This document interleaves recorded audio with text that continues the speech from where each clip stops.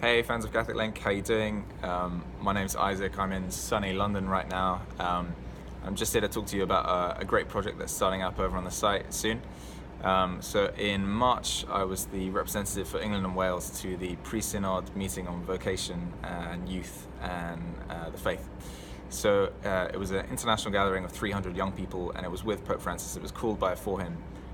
And he's really gearing the church to look at young people and what it's like to grow up today, how the church can minister to them, and how effectively we can preach the gospel to the forthcoming generations, and how we can sort of learn about them to be able to help them. So I had an incredible time out there, and when we were there, the Pope talked a lot about a disorientated generation and the need to create a counterculture.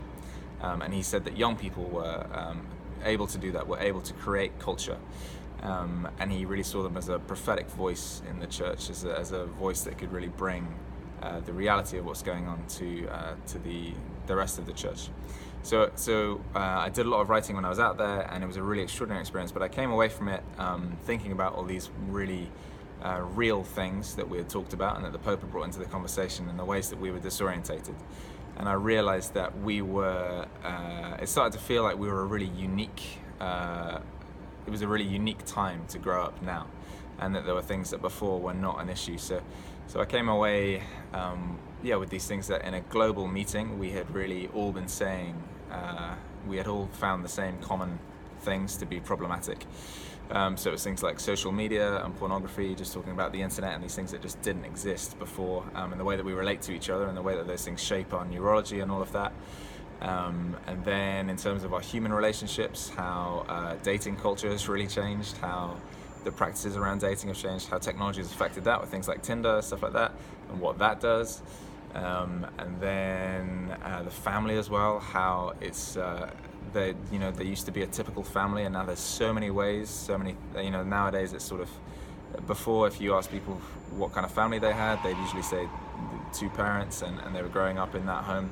Now it's 50-50, if you asked on the street, kids what your family situation was, that they would give you the same answer. So the idea of a typical family is shifted.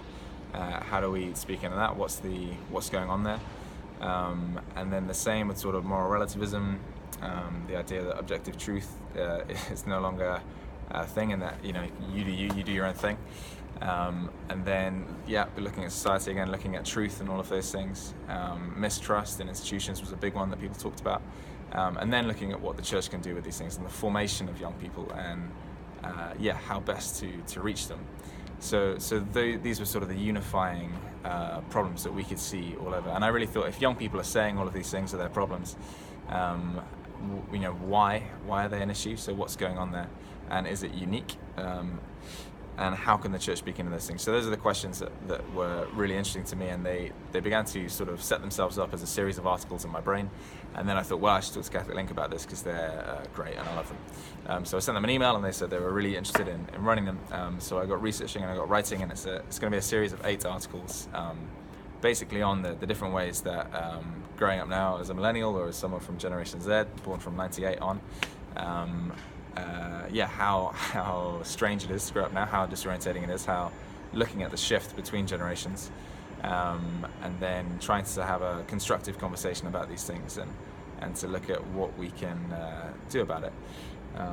So that's the idea. And so if you're interested in those things, if you're ministering to young people and you want to try and really be effective and be able to talk into their situations, then this would be the thing for you, really looking at how these things are shaping young people, and how we can bring the gospel to people who are growing up in a really, really unique time, at which so much is available, and yet sort of there's a dissatisfaction, I think, with the culture that we're in, and how do we create a better one? How do we create a culture of love and a culture of joy, and how do we try and bring Jesus to young people now? So if you're looking for those things, this is going to be a series running on Catholic Link, and we'd love you to read them. I'd be really happy to, for you to read them. It's been really fun, a really fun journey, and look forward to putting it all out there and to getting it going.